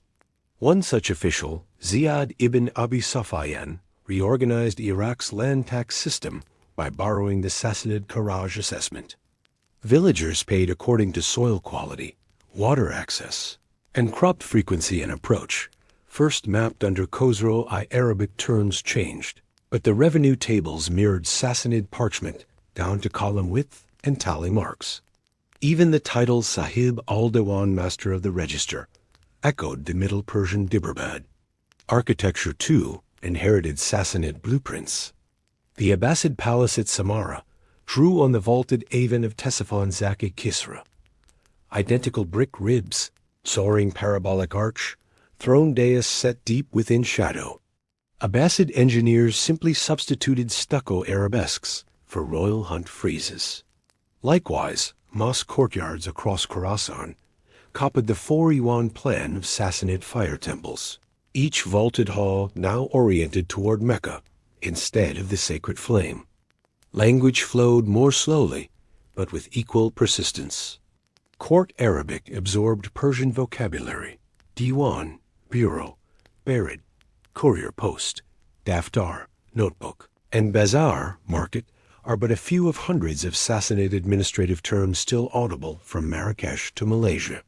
In poetry, the new rulers listened with admiration as storytellers chanted fragments of the Shahnameh legends' rustling banners, jeweled scimitars, and white stallions charging through pomegranate-scented dawns. These tales would later crystallize in Ferdowsi's 10th century epic, but their seeds were sown in hushed gatherings, lit by oil lamps among Arab garrisons along the Tigris, long before the poet's quill. The Zoroastrian faith did not disappear overnight. For generations, priests tended embers in country shrines, now paying jizya tax, yet exempt from military service. Mountain villages in Yazd and Kerman preserved Avestan prayers. Copper censers smoked with sandalwood as they had under Ardashir. Over time, many artisans embraced Islam, partly conviction, partly ambition, in a bureaucracy that rewarded Muslim names, but the old cosmology. As ethical dualism slipped quietly into Sufi writings that spoke of inner light warring with the self-shadow. Meanwhile, Persian soldiers joined the conquerors. The Asawira, an elite cavalry corps of former Sassanid nobles, entered Basra's service under Governor Abdi Allah ibn Amir. Their cataphract lineage merged with Arab light cavalry to produce a flexible arm that could raid the Oxus one season and patrol Nile marshes the next. These horsemen, half remembering Bahramgur's polo fields, taught their new comrades the finer points of lance control, just as they themselves adopted Arabic saddles and the terse command cadence of desert warfare. As decades passed, the frontier shifted east. Muslim generals pushed through Sogdiana to the mouth of the Jaxartes. Others sailed the Indian Ocean spice lanes, once taxed by Shopper. Yet everywhere the conquerors built, they consulted Persian surveyors for canal alignments, mint masters for coin weights, and physicians from Gandeshapur who understood Greek humors blended with Indian pulse diagnostics. By the early 8th century, Khorasani Persians formed the backbone of an army that overthrew the Umayyad caliphs and raised the black banners of Abbasid revolution. In 750 CE, Abu Muslim's legions entered Damascus. Within months, the capital moved east to Baghdad, a city designed by Persian engineers on a circular plan reminiscent of ancient Darabard, its 4 axial gates echoing the Zoroastrian elements. There, under Harun al-Rashid, court secretaries recited Arabic couplets laced with Pahlavi metaphors, while glass lamps blown and captured. Antioch cast petals of light across silk-woven carpets, whose botam motifs foretold the paisley of tomorrowy shawls. Through translation houses, Persian grammarians rendered the medicinal canon of Shapur's Gunde Shupur into Arabic. Algebra, derived from Indian numerals refined in Iran, soon traveled west again into Latin Europe. Thus, knowledge once nurtured in the libraries of Ctesiphon and Ray resurfaced, wearing new script yet carrying familiar insight. So even as you breathe more slowly, muscles releasing the day's tightness, you can sense continuity beneath apparent collapse. The Cyrus cylinder promised respect for local gods.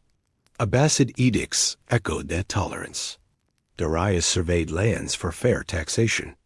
Abbasid wazirs followed similar ledgers. And always the Persian garden, the paradisa, flourished, its geometry now framing fountains inscribed with Quranic verses, yet its cypress alleys still whispering the older doctrine. To shape wilderness into ordered beauty is itself a form of prayer. Imagine twilight in such a garden. Water channels murmur beside white jasmine. Nightingales offer improvisations from shadowed branches.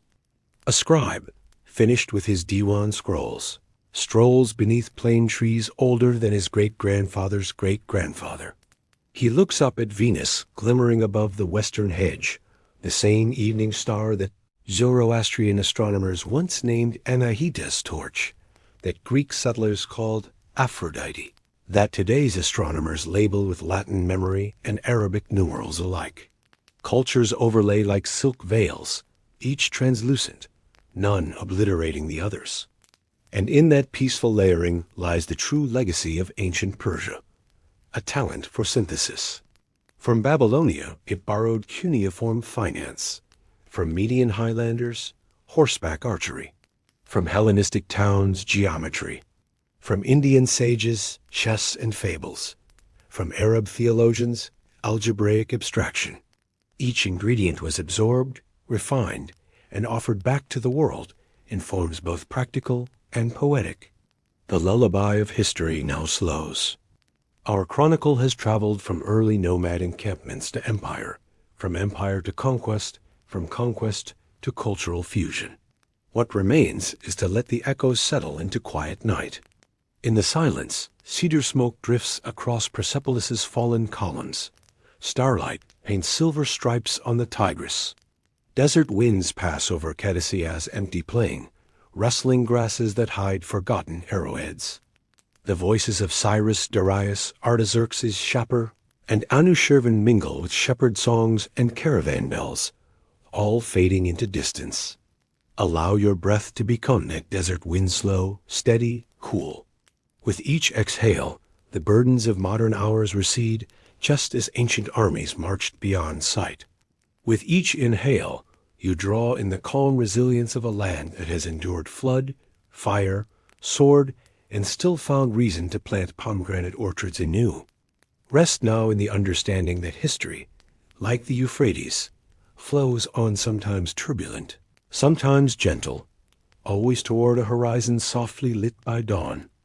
Let the garden's fountain fade into a steady heartbeat as we drift farther down the timeline. From early Abbasid dawn to the quiet luminescence of the Persian Renaissance that flowered inside Islam's golden age. In the 9th century, the caliphal city of Baghdad sparkled like a galaxy of oil lamps reflected in the Tigris.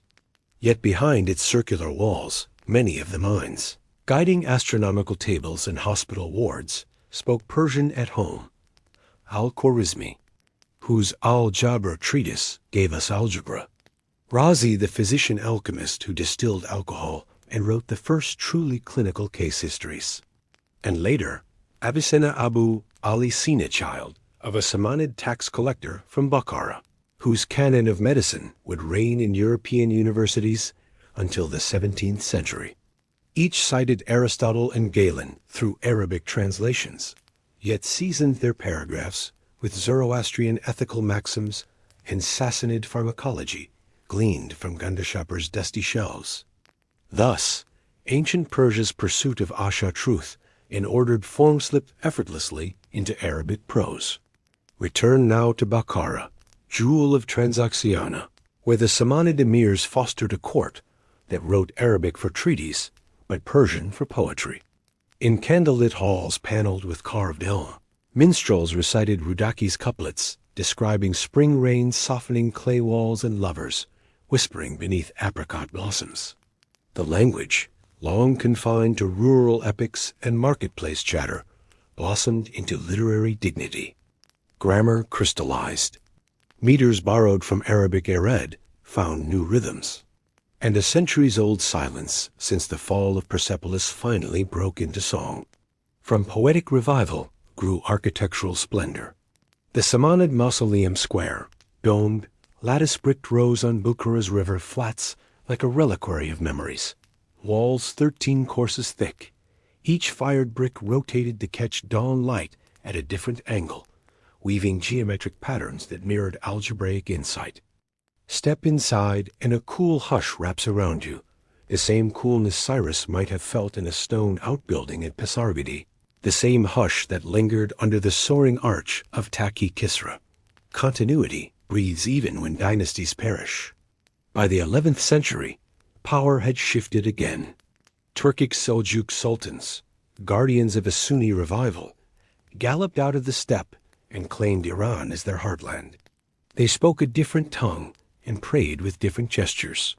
Yet for chancery decrees and philosophy lessons, they preferred Persian. Vizier Nizam al-Mulk himself, from Tas, home of future poet Ferdowsi, organized a chain of colleges, the Nizamiyas. There, imams taught fiqh beside Euclid. Jurists cited passages from the Gathas when debating social contracts. And students drank ink-dark tea poured from kettles etched with Sassanid lion wings. The empire as legal scrolls began with invocations of Allah, yet closed with blessings borrowed from Avestan benedictions. Be Pharaoh with splendor. Within this milieu, Ferdowsi labored 30 years on the Shahnameh, 60,000 rhyming hemistichs narrating Iran's mythic kings. He wrote not to lament Islam's arrival, but to braid pre-Islamic memories into the new fabric. Rostam, Zak, and K. Khosrow ride across parchment like constellations above Isfahan's desert sky, reminding reader and listener alike that lineage stretches backward far beyond the present creed. When Ferdowsi's ink finally dried, he is said to have carried the massive tome to Sultan Mahmud of Ghazni, receiving only a fraction of the promised gold.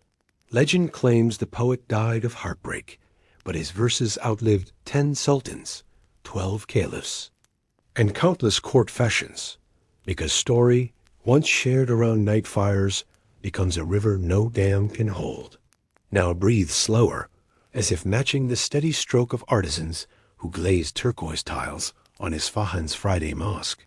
The design's 8-point stars, circled by arabesque trace, directly to Sassanid stucco rosettes found at Bishapur, where Ahura Mazda once floated in winged discs. Now Quranic calligraphy spirals skyward, yet the same azure hue mined near Nishapur, and ground with egg whites links Sassanid muralists to Seljuk potters. Walk beneath the mosque's massive dome, and you stand in a sonic chalice. Every whispered prayer ricochets along brick ribs, merging into a single murmur of gratitude that fills the soul like warm rose water. To the north, in the Alborz foothills, Observatories measured equinox shadows for the Seljuk calendar reform. Among the mathematicians was Umar Khayyam, son of a Naishaburi tentmaker. By day he computed solar cycles more accurate than the Gregorian adopted 500 years later. By night he composed quatrains that pondered fate, wine, and the turning sky. Some quatrains echo Zoroastrian cycles of cosmic renewal. Others chide asceticism with Sassanid courtly hedonism. When Khayyam wrote, "Heaven rolls on regardless," he conversed across centuries with the glazed eyes of Khosrow Parviz, who once spent fortunes on jeweled goblets while armies rattled the frontier. Seljuk vigor waned under Mongol thunder. Hulagu Khan's horsemen crossed the Oxus in 1256, torching citadels that had already weathered Arab and Turkic storms. Baghdad fell in 1258. Its libraries burned, releasing sparks of memory into ash-laden winds. Yet even Mongol wrath could not erase Iran's habit of assimilation. Within 2 generations, the ill-Khanid court spoke Persian, minted coins inscribed with Quranic verses, and commissioned Rashid al-Din's Jami al-Tawarik, a world history inspired by Achaemenid ideals of recording conquered diversity. Tabriz workshops produced manuscript miniatures of enthroned khans wearing Sassanid-style pearl diadems, attended by courtiers who quoted Avicenna and calculated tax assessments with Khwarizmi algorithms. Pause now and imagine dusk settling over Tabriz. Caravan bells fade, hearths ignite, and somewhere a court singer plucks a cedar, delivering Hafez's yet unborn lyrics into the future. The air smells of sumac, dried apricot, a hint of camel wool. Overhead, Pleiades glitter the same cluster Persian farmers once consulted for planting barley. The same cluster Zoroastrian priests watched to time the Sadeh fire festival. The same cluster scholars of Samarkand used to calibrate astrolabes. Stars like stories persist. Through Timurid and Safavid centuries, the continuum rippled onward new empires. Fresh crises, but Persian language, science, and aesthetics remained central to courts from Anatolia to Mughal Hindustan. Even Shah Abbas's sorely taxed silk weavers carried patterns first sketched on Sassanid brocades. Even Babur, founder of the Mughal line, wrote his memoirs in Chagatai Turkic, sprinkled with Persian proverbs. Even Ottoman architects borrowed the 4E1 courtyard for Istanbul's Süleymani complex. And so, millennium after millennium, Persia taught the world a simple principle: civilizations fall, but cultural gravity endures, drawing succeeding peoples into the orbit of its accumulated wisdom. Let that thought cradle you. Picture yourself lying beneath pistachio trees in Kerman's Shahzadeh garden. Water channels trickle from snow-fed qanats, birds settle, shadows lengthen. The setting sun casts honey on adobe walls, still standing where Sassanid surveyors aligned them to cardinal points. Inhale deeply scent of earth after irrigation, distant smoke of evening bread ovens, sweetness of ripe figs. Exhale, slowly release tension. Allow eyelids to soften. Invite repose. Our tale Cyrus to Sassanid, and beyond now rests, coiling like a silken sash folded inside a cedar chest. Yet history never truly concludes. It only pauses, awaiting new dreamers. As you drift toward sleep, may echoes of hooves on the royal road, chants in Persepolis halls, and lattice-filtered moonlight over Isfahan accompany you into gentle slumber. From the Seljuk twilight to the blush of Safavid dawn, events moved in slow, tidal surges, each wave bringing new court languages, fresh tile colors, different battle cries, yet always polishing the same Persian shoreline. Close your eyes and let the centuries glide past like lanterns on a dark river.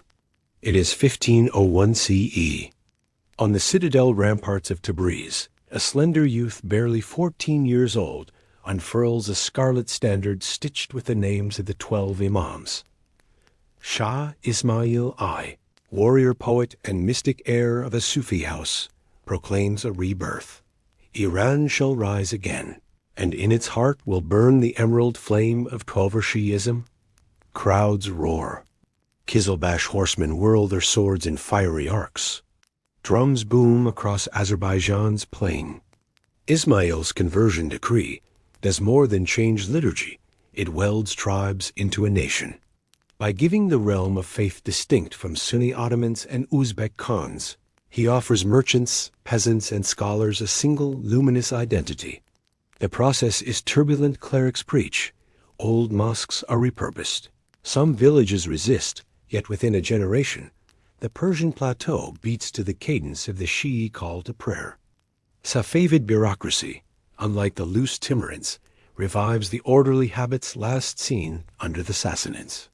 Viziers resurrect ministries for finance, diwan-i-mali, and correspondence, diwan-i-insha, using Persian prose laced with Quranic citations.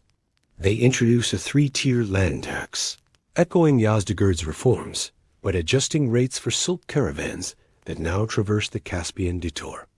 Gold coins Ashrafi bear Ismail's Tugra on one face, the Shi'i credo on the other, twin guarantees of sovereignty and salvation. Yet passion outruns prudence. In 1514, Ismail's fiery cavalry collides with Ottoman matchlock lines at Chaldiran. Gunpowder shatters myth. The young Shah retreats, stunned. Persian chroniclers will later liken the battle to Thermopylae' heroic defiance against inexorable change. But Ismail adapts. European artillery experts are hired, fortresses retrofitted with bastions angled to skim cannon shot, and Persian metallurgists experiment with bronze blends once used for Sassanid bells. After Ismail, decades of alternating splendor and peril culminate in the accession of Shah Abbas, the first in 1587. Imagine him pacing the halls of Qazvin Palace at dawn, keen eyes, silver-threaded beard, mind already mapping supply depots and caravanserais. First, he trims the Kizilbash's unruly power, recruiting a standing infantry of ghulams drawn from Christian Caucasian captives educated in Isfahan. Loyal only to the throne, they mirror Darius's immortals in discipline if not name. Then he moves the capital south to Isfahan, half the world, building a city that feels designed for dreams. The Maidan-i Nakshi stretches like a turquoise carpet 2 miles around. On its northern edge twinkles the Ali Kapu Palace, its music balcony perforated so flute strains float into evening air. To the east rises Sheikh Lotfola Mosque, whose cream dome blushes pink at sunset. Enter, and you'll find no minaret, no courtyard, only a spiraling corridor that emerges beneath a dome patterned with peacock feathers. Stand at the center, and your whisper ascends in concentric echoes, like prayers climbing crystal steps. Shah Abbas refurbishes ancient arteries. The royal road becomes the Ra-i-Shahi again, now lined with caravanserais, spaced a day's camel apart, each providing water cistern, bakery, and prayer niche. Silk from Gilan, porcelain from Jingdezhen, Venetian glass, Mughal cotton, everything converges on Isfahan's Grand Bazaar, where Armenian, Hindu, and Venetian merchants haggle over saffron and steel. The Shah strolls incognito, disguised as a cloth factor, listening to grievances, distributing alms, an echo of Cyrus's reputed habit of walking markets unseen. Culturally, Safavid Persia fuses contradictions into harmony. Painters like Reza Abbasi outline figures with reed pen filigree and flood garments with Sassanid pomegranate reds. Calligraphers inscribe Nastaliq scripts that curve like willow fronds in a garden breeze.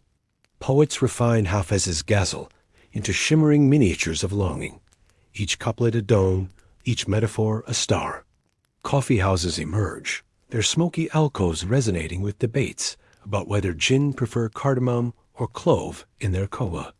But empire, like a cypress, grows tall even as termites gnaw the roots.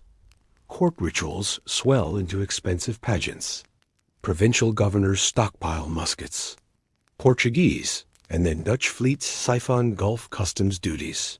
Under weak Shah Sultan Husain, clerics dominate policy, silk tariffs tumble, and Afghan Hotaki tribes besiege Isfahan. In 1722, the city surrenders, its gardens wilting, its mosaic domes pockmarked by musket balls. Safavid Iran flickers, gasps, but a soldier genius Nader Shah briefly rekindles the flame, only to snuff it in conquest-dazed tyranny. The later kaleidoscope of Zand charm, Qajar pomp, and Pahlavi modernism lies beyond our chosen arc. Yet one may still hear ancient Persia in Tehran's evening azan, in carpet knots traced back to Pasargadi lotus motifs. In Nuruz, fires crackling on village hills, every March sparks of Zoroastrian spring leaping through Islamic centuries. So as night deepens and your pulse slows, picture a last panoramic sweep. To the west, Persepolis terraces under moonlight, stone griffins guarding silent stairways. To the east, a Sassanid fire temple on Yazd's desert, its flame maintained by devotees who will not let memory die. Between them, Isfahan's bridges arch over the Zayandeh River, their alcoves echoing with lovers' whispers and saz melodies.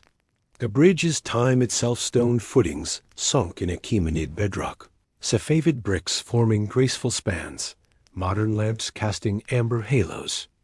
Walk its length in imagination. Every step crosses centuries. Every arch frames a different dynasty, yet the water running beneath remains the same elemental song. Pause mid-span. Let the river's susurrus merge with your breathing inhale. Exhale steady, soft. Stars overhead wheel in slow procession. Orion, whom Babylonian astronomers mapped. Venus, whom Sassanid jewelers inset into crowns. The Milky Way that guided Seljuk caravans. Their light left long before Cyrus dreamt of empire, yet arrives now to touch your closed eyelids. A gentle drowsiness gathers. The drums of Ismail's inauguration fade. The bustle of Isfahan's bazaar quiets. Gardens close like silk fans. Only the heartbeat of Persia remains a rhythm older than cuneiform tablets, fresher than tomorrow's dawn. Carry that rhythm with you into sleep, and know that while empires crumble and capitals shift, the pulse of culture endures, patient, persistent, serene. The Zand interlude left Shiraz fragrant with orange blossoms and new marble, but after Karim Khan's death, the dynasty splintered. Into the vacuum rode Dijin Mogammed Khan Qjar flinty, ascetic and ruthless. He welded the Qjar tribe into a steel-rimmed wheel, crushing the last Zand claimant at Kerman in 1794, then marched north to crown himself in Tehran, a modest garrison town he would transform into Iran's new capital. Where the Safavids had draped legitimacy in turquoise style, and the Zands in benevolent rhetoric, the Qajars asserted it through stark power. Hostages taken, citadels razed, rival chieftains blinded. Yet even this hard-edged court could not wholly escape Persia's old habit of accommodation. Fath Ali Shah, nephew and successor, adored miniature painting and poetry almost as much as he loved gem-studded beards. He summoned calligraphers from Isfahan, who revived Sassanid-inspired volutes in gilt kurbans. He rebuilt Persepolis stairways, so European envoys might ascend the throne of Jamshid in awe. But European envoys returned with demands. Between 1804 and 1828, Russia clawed away the Caucasian Khanates. Britain, guarding India's flank, insinuated advisors into Bushehr and Bandar Abs. Treaties of Golestan and Turkmanshay shrank the realm, while indemnities drained treasuries that once funded garden terraces and madrasa stipends. Still, Persian culture persisted in metamorphosis. Qjar princesses learned French, yet recited Hafez at dusk. Bazaars stocked Manchester calicos beside Yazdi brocades. Telegraph lines followed the route of Cyrus's couriers across the Zagros. Nasr al-Din Shah, enthroned 1848, traveled to Paris and Vienna, returning with brass band scores and gas lamp blueprints. He erected a boulevard straight through Tehran's mud brick maze, naming it Lalazeh Tulip Field, echoing Cyrus's parade road in Pasargadi.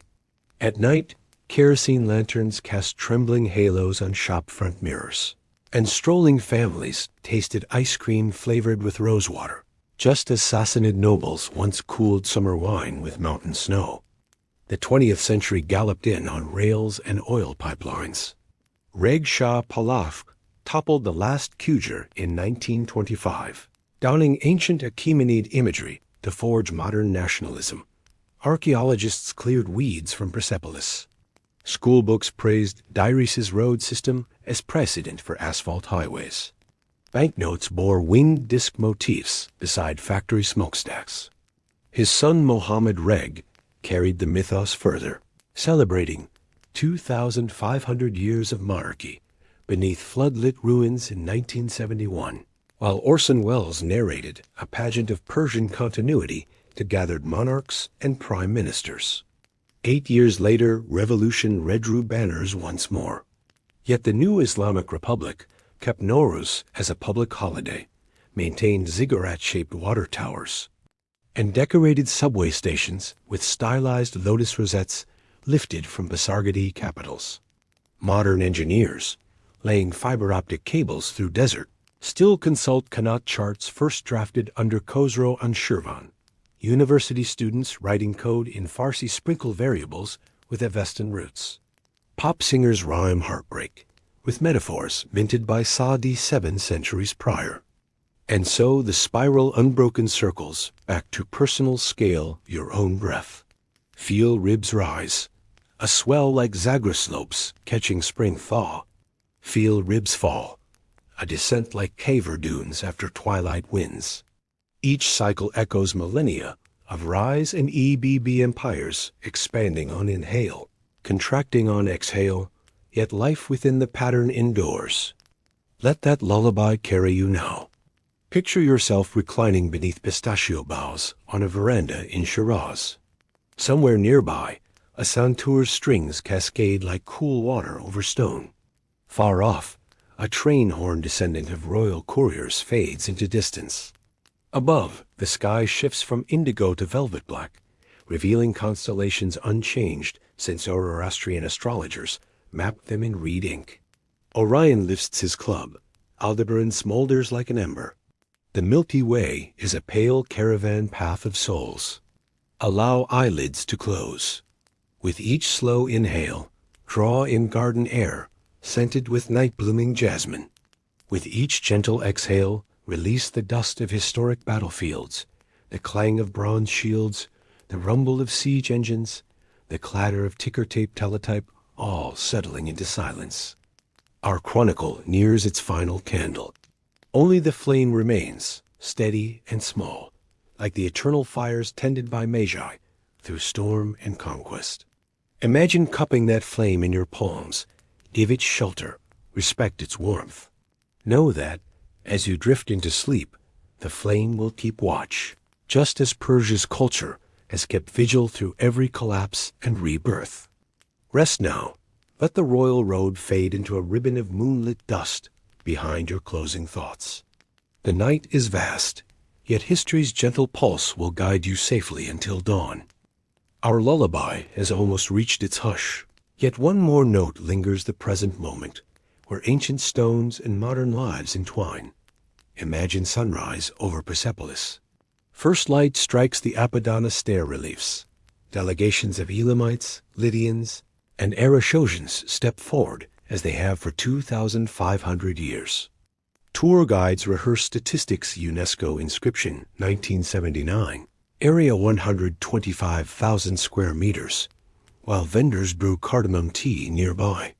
Yet the site as custodians worry. Annual maintenance funds equal barely a single tourist as dinner bill. Wind-driven dust scours bas-reliefs. Unchecked groundwater undercuts foundation blocks. Every year, the gap widens between global admiration and local resources. Still, volunteers sweep pathways before gates open. Students from Shiraz University map cracks with 3D scanners donated by diaspora groups in Toronto. Once again, Persia adapts, combining satellite imaging with traditional mud brick patchwork, just as Darius once blended Median masonry with Egyptian carpentry. Elsewhere, in Tehran's National Museum, curators catalog Achaemenid arrowheads, even as airtight crates stand ready for emergency evacuation. Conflict has taught a hard lesson. Heritage can be hostage to politics. Yet public affection runs deep during recent closures. Citizens gathered outside iron railings, reading Hafez aloud in solidarity with locked exhibits. International networks echo this civic resolve. Conservators from Rome collaborate online if travel bans arise, sharing laser cleaning protocols for glazed bricks.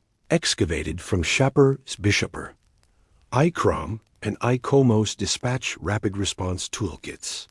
Private charities crowdfund protective roofing for Susa's royal gate. Much as Babylonian masons once shipped cedar beams to Persian architects, today expertise flows across borders, sustaining ruins that belong to humanity. Modern Nowruz celebrations capture the same duality of fragility and endurance. In Esfahan's Nakshi Jahan Square, families arrange the 7-item Hafsin table: garlic for health, sprouts for rebirth, vinegar for patient, symbols older than Islam, older than Alexander. Government broadcasts may focus on sermons, yet millions still recite the Zoroastrian couplet: "May good thoughts, good words, good deeds guide us." The chant crosses centuries like a whispered relay, undimmed by decree, and technological threads weave through it all. Instagram feeds brim with drone shots of the Lut Desert, where routers now track visitor footprints to curb erosion. Tehran coders design augmented reality apps that overlay vanished palace roofs on Persepolis pillars. High school gamers reimagine the royal road in voxel graphics, their avatars meeting Cyrus in virtual Pasargadae. Thus digital photons join clay tablets and parchment scrolls in Persia's expanding archive. What lesson enfolds these scenes? That cultural memory is more than marble or manuscript. It lives in caretakers improvising on meager budgets, in diaspora scholars uploading scanned ostraka, in children adding ancient motifs to Minecraft fortresses. So long as someone, somewhere, still cares, the road from Cyrus to the future remains passable. Let this final vision cradle you. A quiet night in Yazd. Windcatchers funnel desert breeze into adobe courtyards. On a rooftop, a family gathers, grandmother in chatter, grandson in sneakers. She points to Orion and recounts how Sassanid astrologers read fates there. He pulls a phone, opens an astronomy app, and locates Betelgeuse's spectral class. 2 methods, 1 sky. Past and present sit side by side, neither defeated, both alive.